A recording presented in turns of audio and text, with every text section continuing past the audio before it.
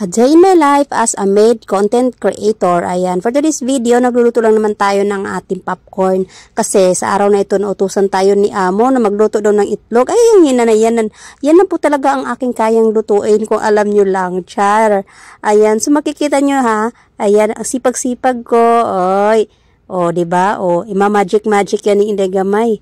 Akala ko kasi, ano pa yung kamay ko, bakal yung pala naiinitan din. O, ayan, habang nagluluto po ako niyan, sinara ko muna yung pinto kasi baka biglang may pumasok.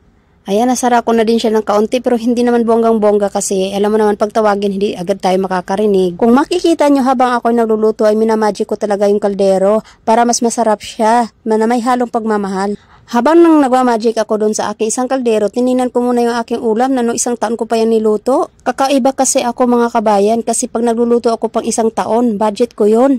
Kasi ganun talaga ako kasipag magluto once a year lang. Ganyan kasi ako kasipag mga kabayan, huwag kayong maingay ha. Habang pinagmamasdan ko ang aking niluluto, napag-isipan ko, masarap kaya to? Siyempre may tiwala ako sa sarili ko, ayan masarap yan. Pag ako talaga ang nagluluto, aabot talaga ng 5 buwan bago maluto. O, diba? Sige, paluto pa kayo, Amo. Naririnig ko na sumasabog na talaga yung popcorn sa loob ng kaldero, nagkakagulo na. Agpin ko tuloy na may giyera dito sa Saudi. Huminto na nga ang mga putukan dyan sa loob ng kaldero. Kaya ayan, kinuha ko na at nilipat ko na sa ibang salangan. At syempre, kinuha ko muna ang pampalasa ng ating mahiwagang popcorn. Kumuha na ako ng asin. At ayan, sa wakas, successful ang ating pagluto ng ating popcorn. Ayan, binugbud ko na pala dyan yung ating asin na pampalasa. Sana masarapan sila. Sa totoo lang mga kabayan, pang 5 luto ko na yan. Sobrang sarap talaga ng luto ko na popcorn. At syempre, dilipat na natin siya sa ibang lagayan para ma-serve na natin sa ating mga amo. Nagtataka lang talaga ako. Ang liit-liit lang, konti lang talaga ang ginawa kong popcorn at biglang napuno yung kaldero. O, diba? Amazing. Ngayon na pag-isip-isip ko talaga na gumagana talaga ang aking magic mga kapwa. Nilagay ko na lahat dyan sa lagayan para naman punong-puno ang bibigay ko sa kanila ulit. Sabi nila pag na-perfect daw ang pagluto ng popcorn ay isa ka ng professional cooker ng popcorn. O, diba? Isa na ata ako doon. At syempre, iwanan muna natin ang ibang nakasalang at ihahatid muna natin sa ating mga amo yung naluto nating popcorn. Kung makikita nyo, medyo malayo-layo nga yung ating lalakarin dahil sa kabilang bahay pa po natin ihahatid ang ating nalutong minagic nating popcorn. Sa bahay ni amo, kahit pag ganito lang pag-serve mo, walang problema. Hindi katulad sa ibang amo na kailangan mo talaga ilagay sa mga magagandang lagayan o kaya mga gold bago mo iserve sa kanila.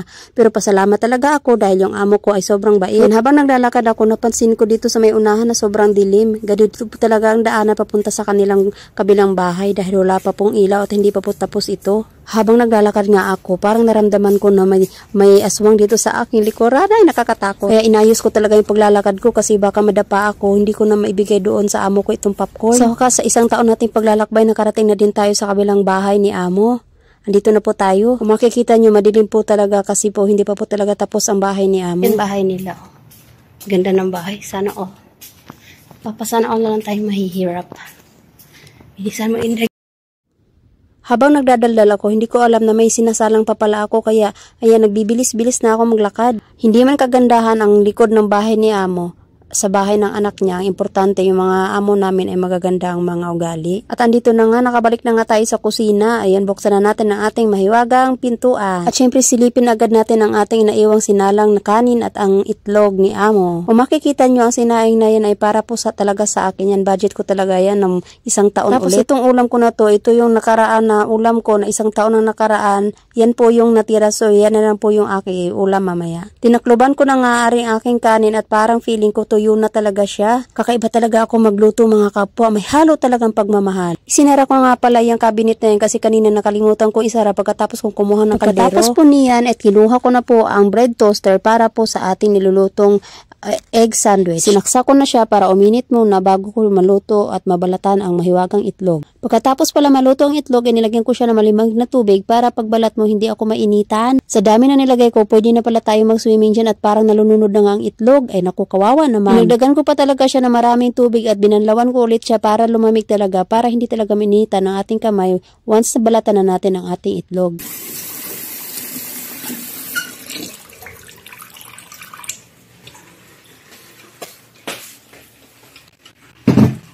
Ayan, inumpisahan ko ng balatan ng itlog para naman makagawa na agad ako ng sandwich kasi parang gutom na talaga yung aming alaga. Kasi tinawagan ako ng amo ko kung tapos na ba daw yung aking nilulutong sandwich. Pasensya nga pala kayo dyan, hindi po full yung ating video kasi po hindi po tayo nakagamit ng ating tripod. Habang nagbabalat ako ng itlog, nag-iisip na naman ako kung bakit bilog talaga ang itlog. Bakit kaya walang itlog na square?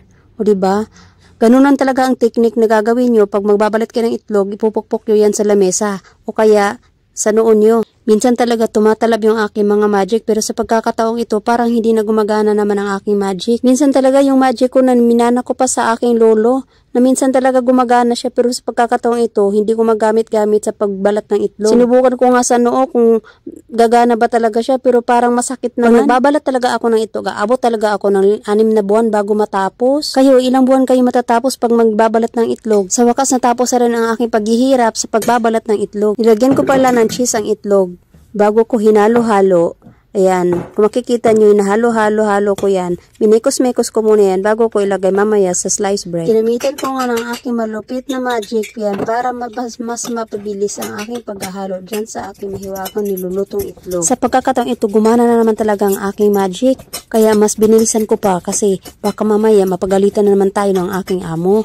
Nakahanda na pala ang aking sliced bread na may cheese. Ayan, para po dyan ko ilalagay ang aking minikos-mekos na itlog. Dyan ko po ipapalaman para ito-toast na pagkatapos niya.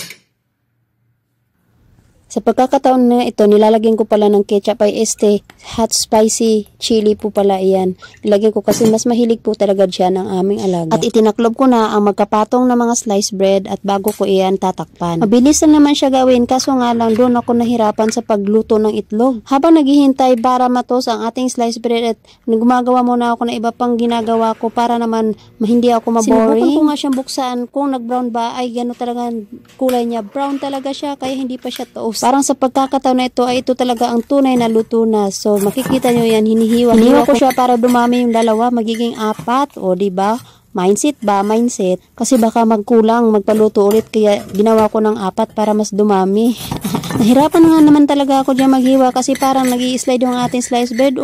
Akala ko gumana yung aking magic, yung pala hindi. Pero okay lang yan, nakasurvive naman at tatapos na ang aking paghihirap sa pagkain na ito. Tatapos ang isang dekada, ayan, at naluto na rin ang ating pinaghirapang nilulutong egg sandwich. Hindi ko nga alam kung bakit gustong-gusto niya kumain ng egg sandwich. Ayan, na brown pa talaga at hindi naman talaga masarap para sa akin. Pinakluban ko nga siya ng foil para naman ihatid ko na naman yan doon sa kabilang planeta. Maglalakad na naman si Inday Gamay doon sa kawalan sa Kalawakan. Bye! See you again!